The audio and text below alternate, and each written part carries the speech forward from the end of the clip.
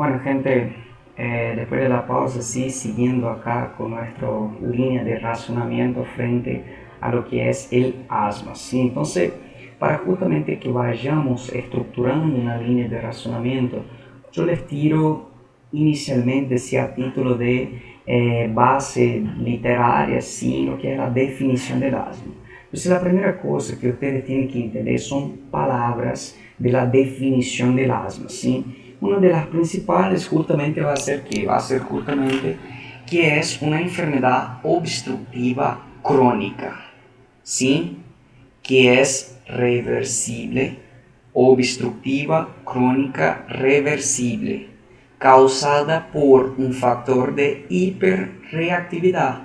O sea, es un paciente que probablemente tiene histórico familiar ahí, ¿sí? Y que frente a alguna noxa, sí va a empezar a desarrollar un cuadro de hiperreactividad y que esta enfermedad ella tiene picos, o sea, es crónica y tiene exacerbaciones durante ella.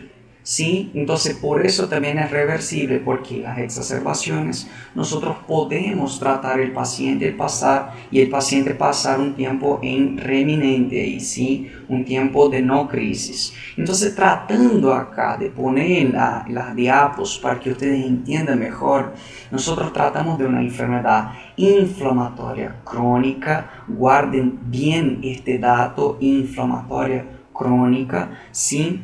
Que es causada por un proceso de hiperreactividad reversible de las vías aéreas. Es reversible, gente, eso hay que tener en cuenta. Ya vamos a ver cómo revertir este cuadro y por qué es caracterizado por reversible, ¿sí?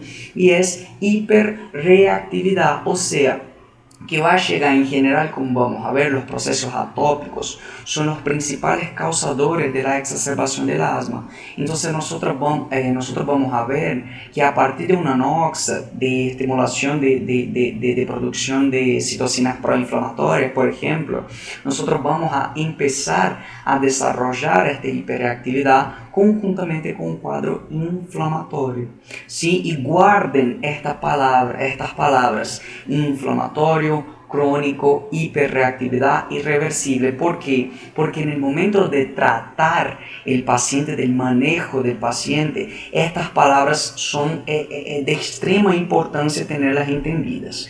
Siguiendo acá, sí, nosotros tenemos en el asma un proceso de broncoconstricción, o sea, un proceso inflamatorio crónico causado por hiperreactividad reversible de las vías aéreas, que genera un cuadro de broncoconstricción, ¿sí? Además de eso, hay hiperproducción de moco y eso nos explica que la clínica del paciente, la broncoconstricción impide la salida del aire, en este caso la salida del aire, generando lo que nosotros denominamos de sibilancias. Nosotros vamos a tener alteraciones en la auscultación del paciente. Y la hiperproducción de moco genera que la tos, además de la inflamación, ¿sí? A nivel bronquial, ¿sí? Genera lo que son las tos productivas que por ahí pueden aparecer en estos pacientes. En general, estos pacientes tienen ahí cuadros de tos seca, sí, pero también puede ser productivas justamente por este cuadro de hiperproducción de moco, sí, pero los mocos en este caso exacerban más todavía el cuadro inflamatorio y irritativo, sí, de las vías aéreas inferiores, favoreciendo ahí lo que son las tos del paciente, sí. Y tratando acá de profundizar un poco más en el asma, nosotros tenemos lo que son los fenotipos del asma. ¿Sí? Y eso es bien tranquilo, chicos. El principal que ustedes tienen que saber, que justamente el principal fenotipo del asma es el atópico. Es mayor de un 80% de los pacientes. O sea, el paciente que por ahí tiene ya antecedentes familiares, ya nace con eso y frente a determinadas noxas, sin que eso es la característica de atopía, si frente a determinadas noxas, sea los ácaros, sea polvos, sea los pelos de perros, sea ejercicio, sea exposición a frío, lo que sea, o sea, los llantos exacerbados, por ejemplo, o sea, cualquier estructuración, cualquier causa que exacerbe producción de factores proinflamatorios va a desarrollar el cuadro de asma, si siendo el atópico entonces mayor de un 80%. Pero hay otros tipos, hay otros fenotipos del asma, así como el paciente no atópico, sí que así es caracterizado por la literatura. El paciente de inicio tardío, que eso es más frecuente en mujeres, por ejemplo, si son mujeres ya que pasaron su infancia, nunca tuvieron un cuadro de asma, durante la adolescencia nada y manifestaron durante la adultez, ¿sí? Mayor de 30 años de edad, por ejemplo, ¿sí? Otros fenotipos son justamente por obstrucción persistente y en este caso hay un puente ahí con lo que es el paciente EPOC, ¿sí? Que es el paciente asmático que exacerba con un EPOC, ¿sí? O sea, que tiene concomitantemente las dos enfermedades, sería este paciente, ¿sí? Más o menos para que entiendan. Y el paciente obeso tiene una característica, obviamente, que por alteración ahí, de distribución de grasa, ¿sí? Dificulta la respiración del paciente, en fin, ¿sí? Pero el paciente obeso suele tener cuadros fenotípicos aí de asma, sim? Um detalhe que ustedes têm que saber acá, de los dos, de não atópico e início tardio, sí que são pacientes que respondem mal ou não respondem diretamente si a corticoides inhalatórios.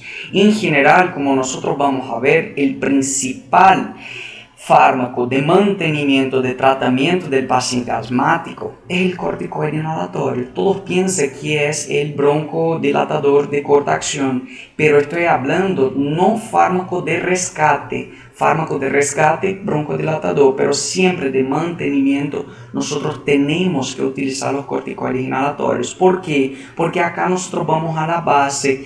Aquí tratamos de un cuadro de hiperreactividad que genera inflamación y uno de los efectos de los corticoides es justamente inhibir este cuadro de inflamación, desinflamar, ¿sí? Entonces, los corticoides inhalatorios, en este caso de estos dos pacientes, no atópicos y de inicio tardío, si ellos no responden o responden mal a los corticoides inhalatorios, si yo tengo un paciente adulto que manifiesta un cuadro de asma y yo le doy el tratamiento base, inicio el tratamiento base con corticoide inhalatorio, y este paciente no tiene una buena evolución, no responde, yo tengo que pensar en uno de estos fenotipos del asma, sí, pero obviamente que acá nuestro foco es siempre hablar de lo que es más frecuente, que es justamente el fenotipo ahí atópico, sin tener en cuenta que es el más frecuente.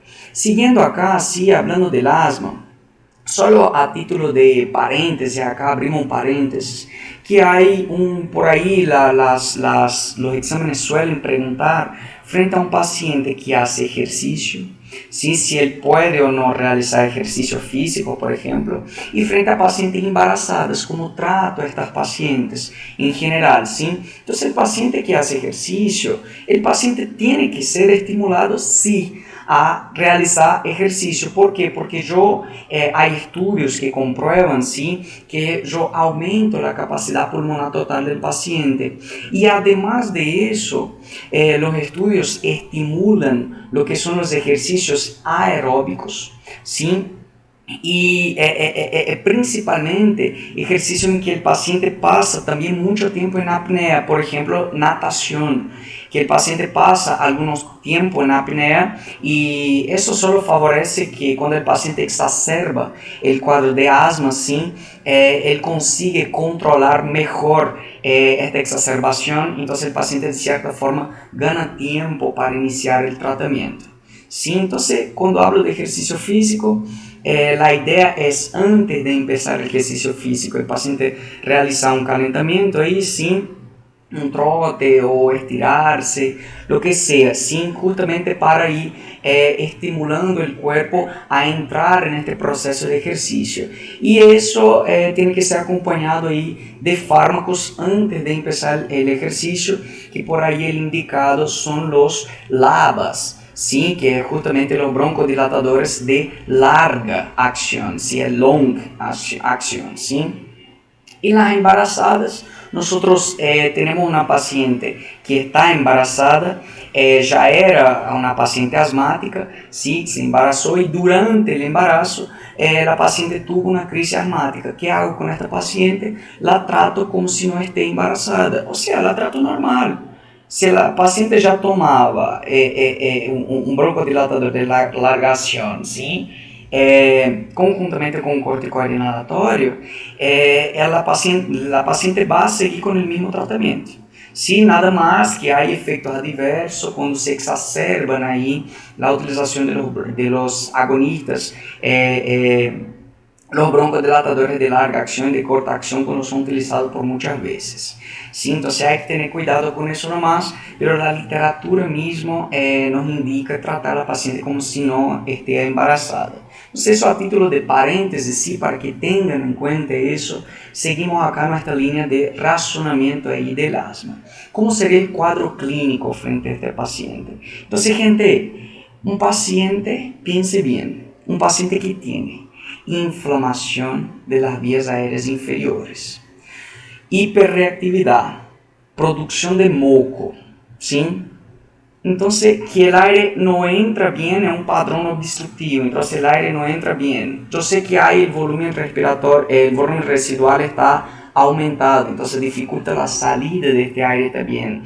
Hay una parte obstruida de los bronquios. Piense bien que tiene este paciente. Disnea. La disnea y la taquipnea me caracteriza que yo tengo afección de vía aérea inferior.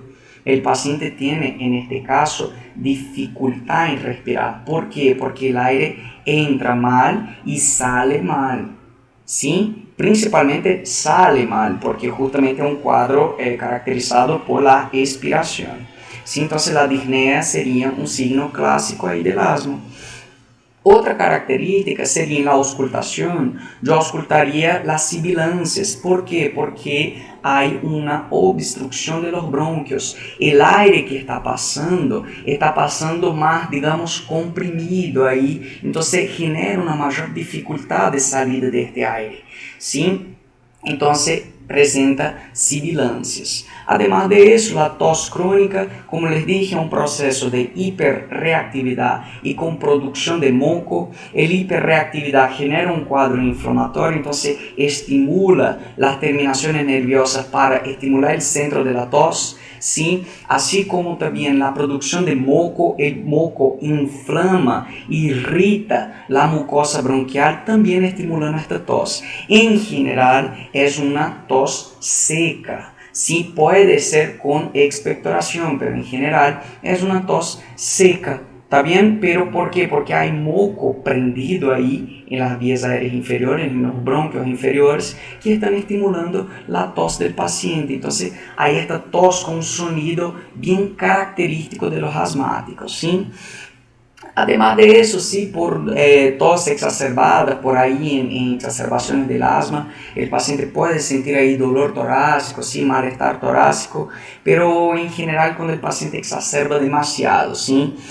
¿Y cómo se manifestaría todo eso? Sí, de forma variable, o sea, es reversible. El paciente puede tener picos de exacerbaciones, sí, de disnea, de sibilancia, de tos, sí, principalmente disnea y tos, sí. Entonces, por eso que es variable, porque es reversible. El paciente tiene picos y desciende de nuevo ahí manteniendo un stand-by, digamos, sí. Es intermitente, o sea, va y vuelve, sí, estas manifestaciones, eso sabemos y por eso también caracteriza el cuadro reversible, ¿sí? Además de eso, suele exacerbar más a la noche. La literatura ya explica eso, más a la noche o en horarios por la mañana, sí, inicio a la mañana. La explicación acá es básica, es solo la exposición del paciente. Por ahí por dos cosas. A veces el paciente, el ambiente que el paciente está un poco poluido, ¿sí? O sea, tiene muchos ácaros, no lava bien los cantos de la cama y siempre quedan polvos ahí, sí. Y también por la cuestión de que en general son horarios que hace más frío, entonces el paciente también expone al frío, ahí sí, principalmente si son niños y si son pacientes más ancianos, sí, tienden a exacerbar más en estos horarios, ¿sí?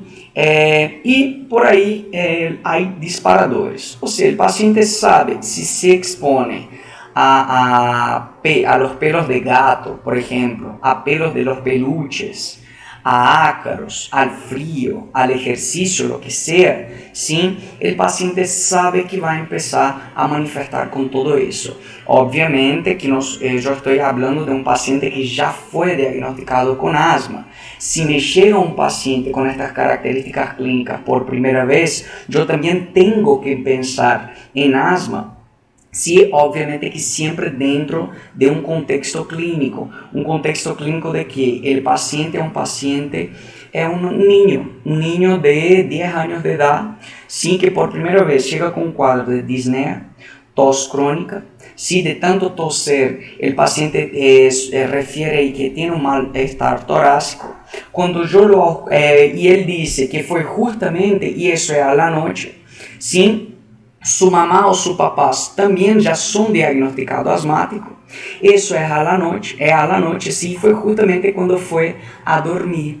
Sí, él empezó a exacerbar con eso. Entonces, cuando yo lo oculto, hay sibilancias ahí. Yo les hablo de un paciente, vamos a hablar de un paciente mayor de 12 años, por ejemplo, que son a la mayoría de los pacientes, sí, que no tiene tantas diferencias así. Entonces es un paciente de 12 años, sí, que llega con eso por primera vez. Entonces lo que yo tengo que pensar acá, si tiene todas estas características, es que así, todo bien, el paciente tiene disnea, tos crónica, también puedo pensar en neumonía, por ejemplo, ¿sí? Pero yo descarto la neumonía con radiografía de tórax. Si no hay ninguna mancha ahí, ninguna opacidad, para hacer más términos médicos, ¿sí? Yo le direcciono aquí a realizar la espirometría. Yo acá lo que tengo que tener con el cuadro clínico, entiendan bien eso, es un direccional a lo que yo estoy haciendo. O sea, no hago el diagnóstico definitivo acá, hago el diagnóstico presuntivo. Yo pienso que puede ser asma, ¿sí? Entonces hay que tener en cuenta estas principales características. Entonces, para el diagnóstico definitivo acá, ¿qué pedimos entonces? Para facilitar la vida de ustedes, sí, es el cuadro clínico. El paciente llega todo con un cuadro clínico de vía respiratoria. Y ahí yo pienso en asma, sí, pienso que es asma. Entonces, lo primero que tengo que confirmar es el proceso. En la definición dice que es un proceso de obstrucción crónica, sí, y reversible. Entonces yo tengo que confirmar que estamos frente a un proceso de obstrucción y que es reversible. ¿Cómo hago eso? Espirometría inicial. Y ahí, gente, yo voy a observar que el índice de fenol, ¿por qué? Porque el padrón obstructivo va a tener muy disminuido allá el VF1, va a tener poco disminuido la capacidad vital forzada. Acuérdense que el VF1, valor normal es 4 y la capacidad vital forzada es 5, entonces va a estar muy disminuida. Cuando yo hago el índice de fenol, él me da menor a un 70% o menor a 0,7. Entonces con eso yo digo, bueno, el paciente tiene padrón obstructivo. Pero si ustedes se acuerdan, asma y EPOC son dos padrones obstructivos. Entonces yo tengo que diferenciar, yo tengo que saber si es reversible o irreversible. Para el asma es reversible. ¿Cómo confirmo eso? Prueba broncodilatadora. Doy ahí, hago la espirometría inicial, ¿sí? Después de la espirometría inicial, hago por 20 minutos ahí la administración de broncodilatador de corta acción, ¿sí? Un SABA, que es salbutamol, por ejemplo, ¿sí? con nebulización, en fin, sí, pero la idea es broncodilatar el paciente. Un tiempo después yo repito ahí la espirometría, que es justamente la espirometría post-broncodilatación, ¿sí? Y ahí me da un padrón reversible. ¿Qué me caracteriza este padrón reversible? Es que si el valor inicial, ¿sí?, del VEF1, ¿sí?, yo tengo un VEF1, por ejemplo, tengo 50%, 60% de VF1, ¿sí? 60%. Y en el valor post-broncodilatación yo tengo 75%. Yo aumenté mayor a 12% en el valor de la espirometría inicial. Entonces me refiere que es reversible. Esa es la característica del asma. Acá yo confirmo la reversibilidad del cuadro. O también es considerado mayor a 200 mililitros, ¿sí?, dependiendo del parámetro que dan en la pregunta para ustedes, pero el GINA, ¿sí?, que el consenso ahí de asma, sí, él trae mayor a 12% y mayor a 200 mililitros del VF1, de la espirometría inicial y la broncodilatadora comparadas entre sí. Sí, hay que haber un aumento de este parámetro, ¿sí?, en estos dos valores mínimos. ¿Sí? Entonces acá yo confirmo, entonces estoy frente a un padrón obstructivo, es un cuadro clínico característico de asma, estoy frente a un padrón de obstrucción y a un padrón reversible, entonces ya básicamente tengo asma. Pero hay una pregunta acá: si la espirometría inicial de mi paciente sea normal, yo descarto asma, o sea, el paciente tiene todo el cuadro clínico. Yo le hice la espirometría y me dio normal. Yo puedo descartar la posibilidad de asma. Y ahí el propio GINA, sí, él trae que debe ser realizada la prueba de broncoprovocación. Se realiza con metacolina, histamina, sí, el carbacol también es utilizado, pero principalmente es la denominada prueba de la metacolina, sí, o prueba de histamina. Lo que básicamente acá yo detallé más sobre eso en la clase de espirometría, no voy a entrar en tantos detalles acá, pero lo que hace es administra ese fármaco de broncoprovocación y en general los pacientes asmáticos ahí tienden a generar broncoconstricción con menores dosis, ¿sí? Y ahí se considera una disminución ahí de menor a un 20% del VF1, ¿sí?, del paciente. Es una prueba muy difícil de ser realizada, hay que tener centros ahí especializados de eso, ¿sí?, hay que tener un buen acompañamiento del paciente, pero así trata el GINA, ¿sí?, que es justamente el consenso ahí mundial del asma, ¿sí? Entonces, en caso de que el paciente presente un cuadro clínico característico y la espirometría inicial esté anormal, no descarta la posibilidad de que yo esté frente a un paciente con asma. Sí, eso hay que tener en cuenta. Entonces, solo una pregunta acá para que ustedes vean cómo entra eso más o menos ahí cuando hacen un examen. Sí, dice: la espirometría es el examen padrón oro, ¿sí? O sea, ya está afirmando eso, para el diagnóstico de los disturbios ventilatorios. Perfecto, él está afirmando acá. En paciente clasificado portador de asma, você já me disse que é um paciente asmático, qual é o distúrbio que esperaria encontrar? Então, gente, miren acá, bien rápida la pregunta. Letra A, ¿es un padrón restrictivo? Ya no es. ¿Es un padrón obstructivo? Obstructivo. ¿Es un disturbio combinado grave? No, tiene nada que ver. Entonces, o es B o es C. Ahí vamos a leer.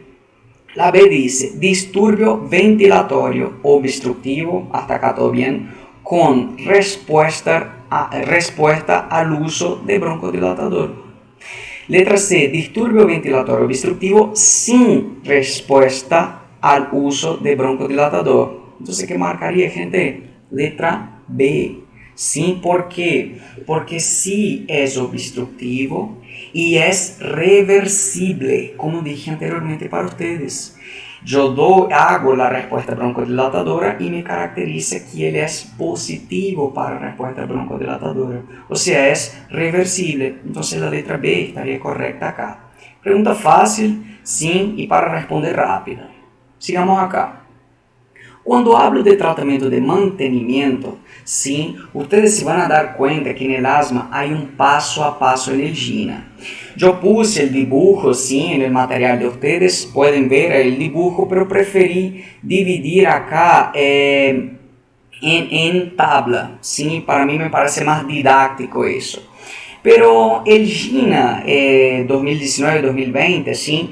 El actualizado, él trae una característica importante ahí, que es lo que se debe hacer para todos los pacientes diagnosticados con asma. Si, o sea, llegó un paciente, yo hice los exámenes complementarios, confirmé que tiene asma.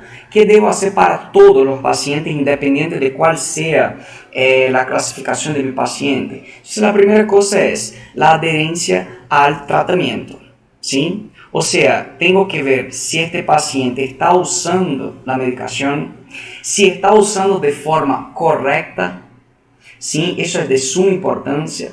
Si además de eso el paciente entiende lo que yo estoy hablando, por eso que es siempre importante en el final de la consulta preguntar para el paciente si él entendió todo, si tiene alguna duda, ¿sí? Además de eso, si el paciente tiene fármaco ahí, yo le pido que utilice el fármaco adelante mío, ¿sí? Para justamente tratar de ver si él está utilizando bien. Entonces, tengo que hacer con el paciente tenga adherencia al tratamiento. La segunda sería justamente el paciente que fuma, tengo que cesar el tabaquismo. Y por ahí también el GINA trae, sim, que la vacuna de la influenza. No hay muchas, la literatura dice que no hay muchos casos de exacerbaciones por infecciones, ¿sí? Pero si yo tengo la posibilidad, dice, si yo tengo la posibilidad, yo realizo la vacuna. Pero el cesar el tabaquismo es ideal acá. El tercer paso es justamente estimular la actividad física, como les hablé anteriormente, eso aumenta la capacidad vital, la capacidad pulmonar total, y también entrena el paciente, digamos, para las exacerbaciones, principalmente lo que son ejercicios de apnea, ¿sí? Como natación, por ejemplo, ¿sí? Y ahí tengo que reducir siempre la humedad del ambiente.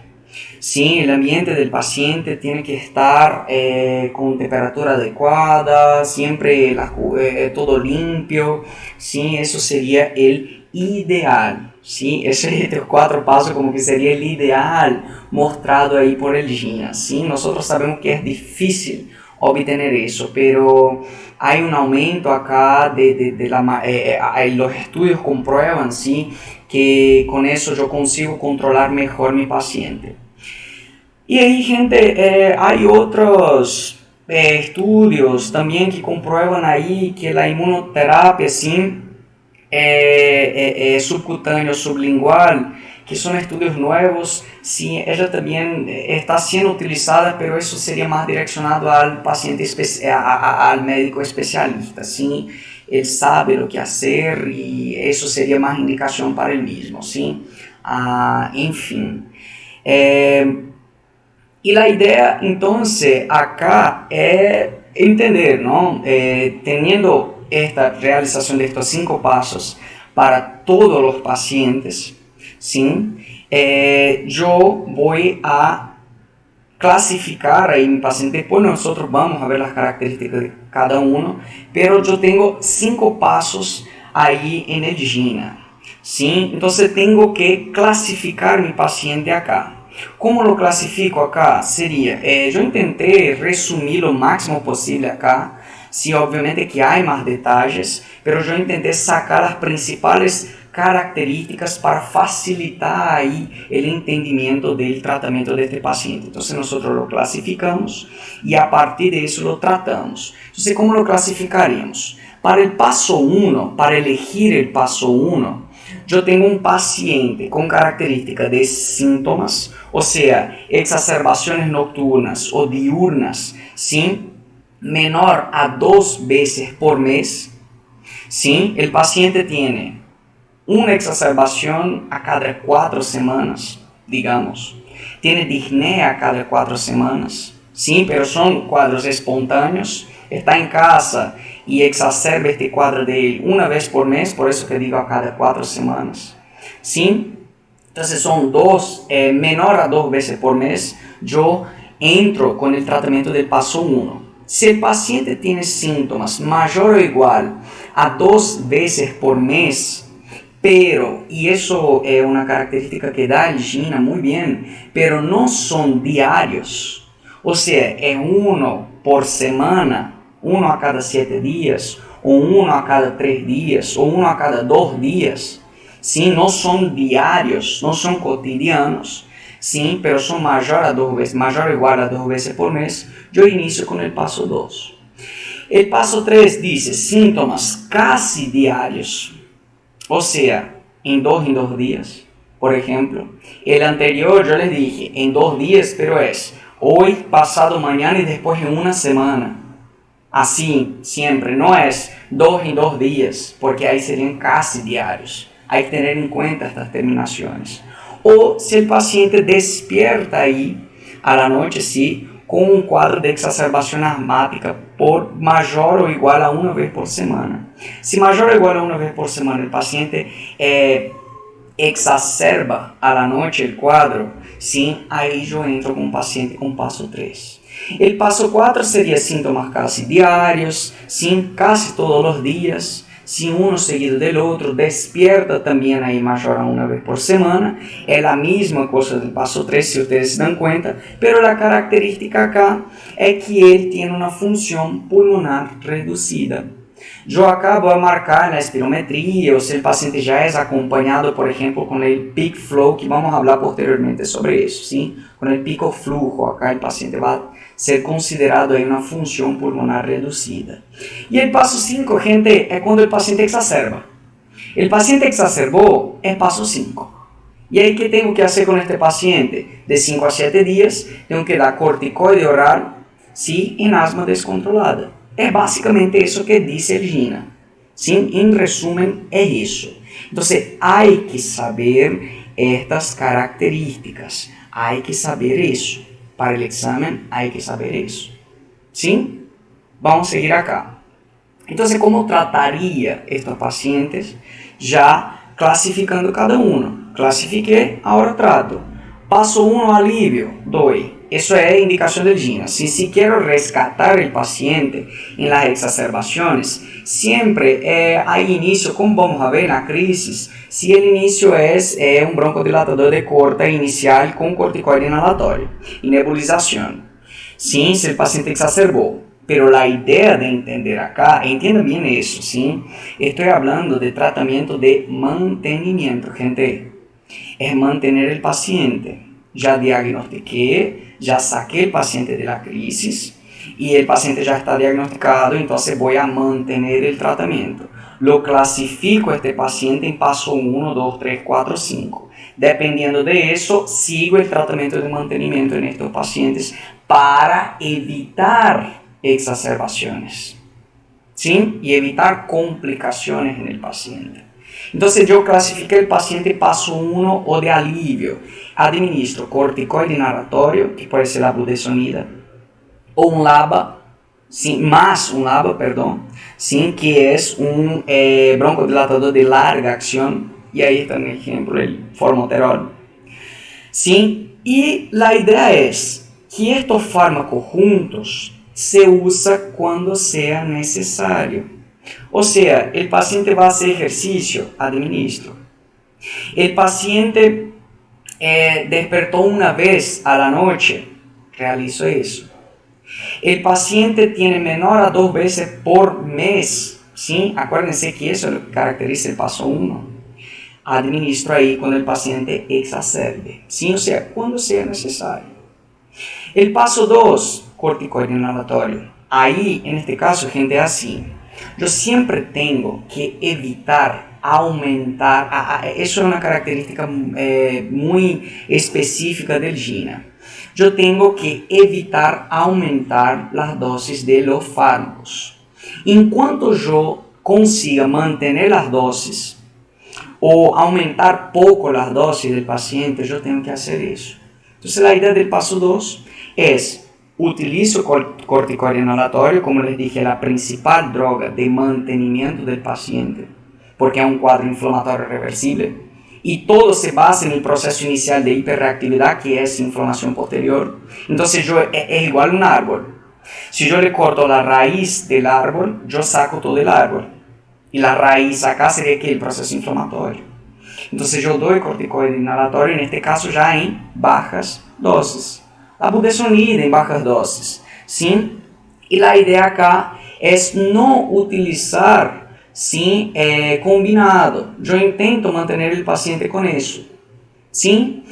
Y la idea es de utilización regular. El otro es cuando sea necesario. Presten bien atención y acá está el porqué de no utilizar el broncodilatador. Yo ya mantengo el paciente no está en crisis, acuérdense bien de eso.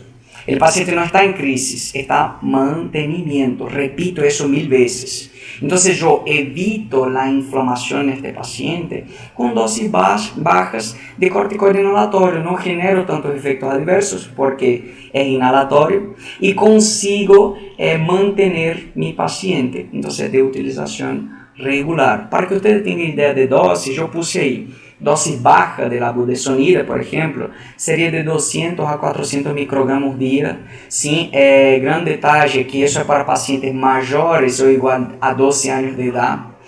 Paciente entre 6 y 11 años cambia por ahí el tratamiento y pacientes menores de 5 años también. Sí, pero nosotros vamos a fijar más acá en lo que es el paciente mayor a 12 años. ¿Sí? Entonces ahí solo la dosis, ¿sí?, de la budesonida de 200 a 400 microgramos por día.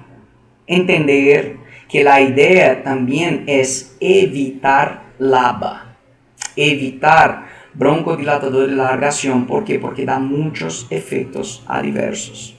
¿Sí?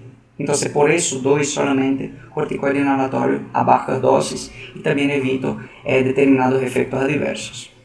El paso 3, gente, ya que hago acá, continúo con el corticoide a bajas dosis, budesonida 200-400 microgramos día, y lo que hago es repetir el paso 1, pongo un broncodilatador de larga acción, pero en este caso de utilización regular.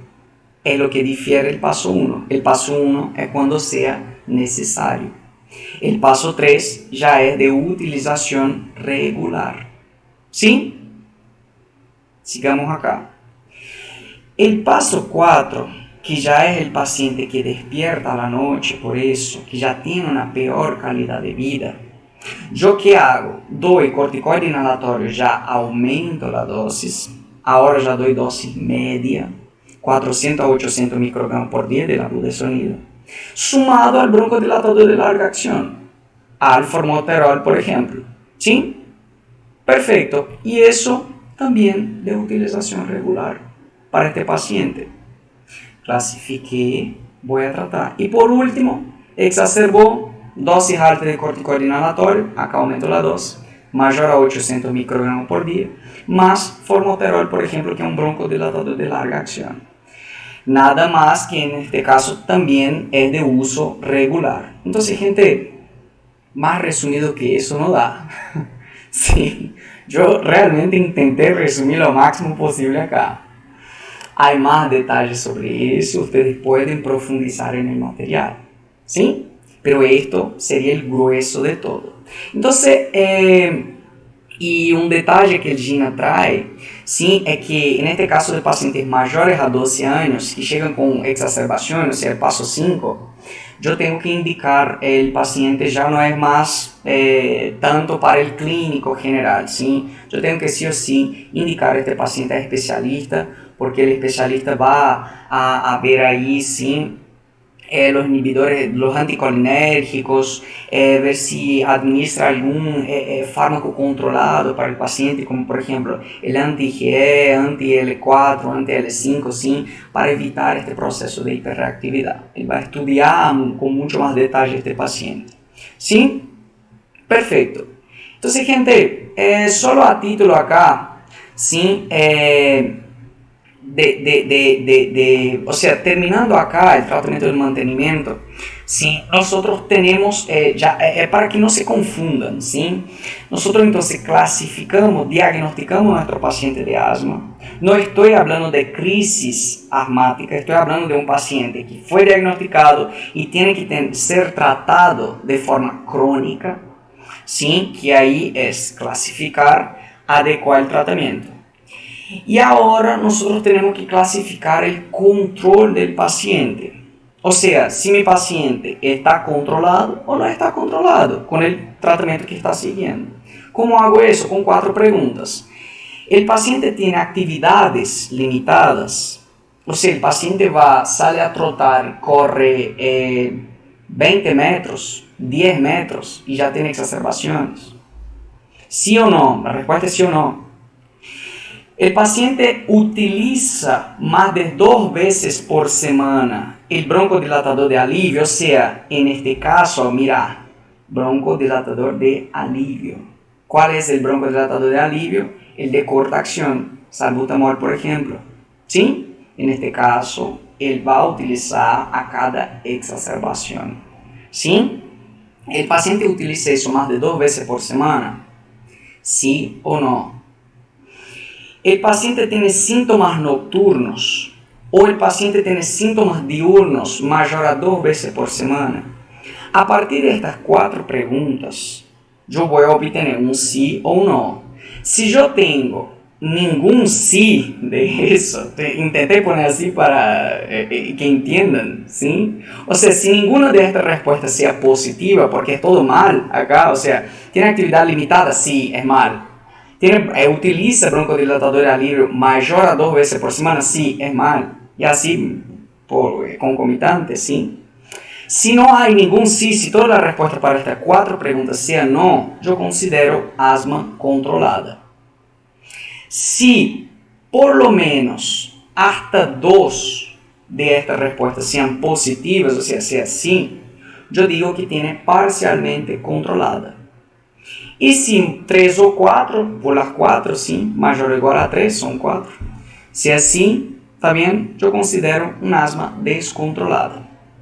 Gente, miren una cosa.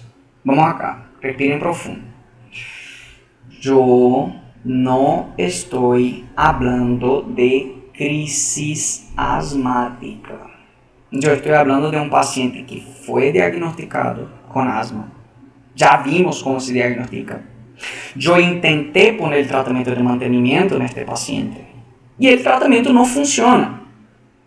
Por algún motivo el tratamiento no funciona. Las dosis del fármaco, el paciente no se da con el fármaco, el paciente no tiene adherencia al fármaco.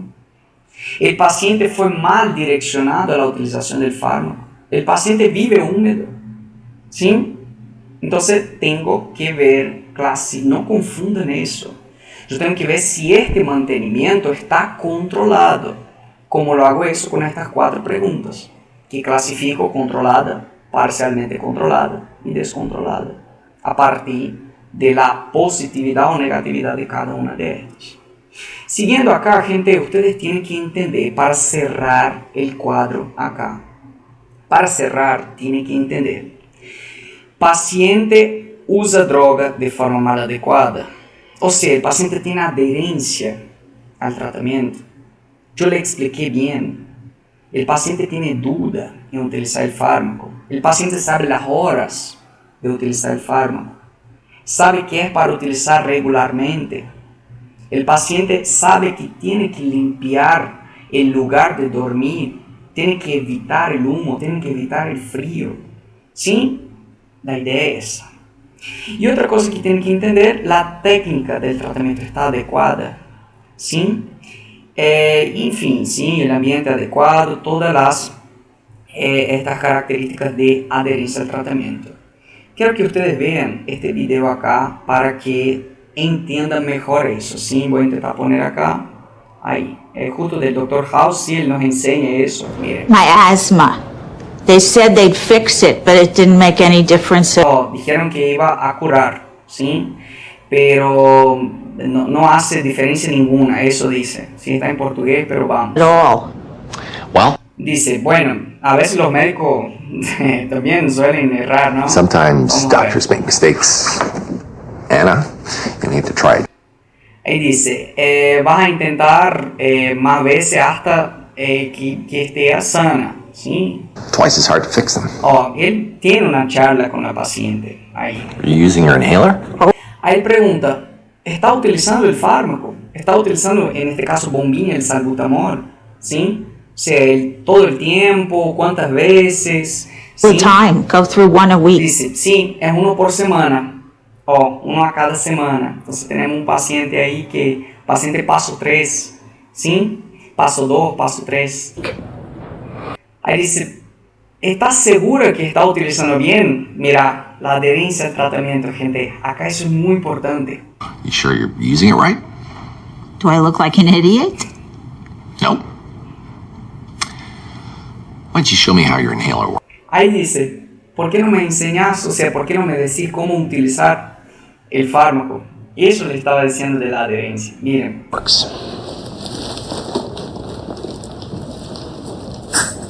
ahí está, ¿no? Bueno,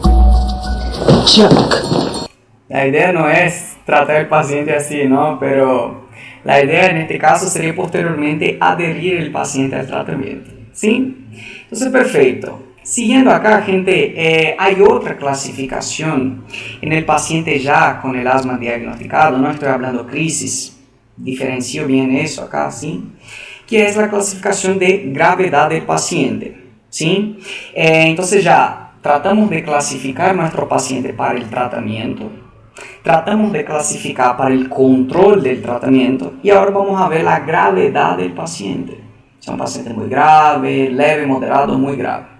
¿Cómo hago eso? Sí, divido leve, moderado y grave, que hay características. El leve, el paciente que controla con el paso 1, paso 2, así, en resumen es eso. Yo considero el paciente leve cuando él controla con los pasos 1 o 2. El paciente moderado, el paciente que controla con el paso 3 y grave, él controla con paso 4 o 5.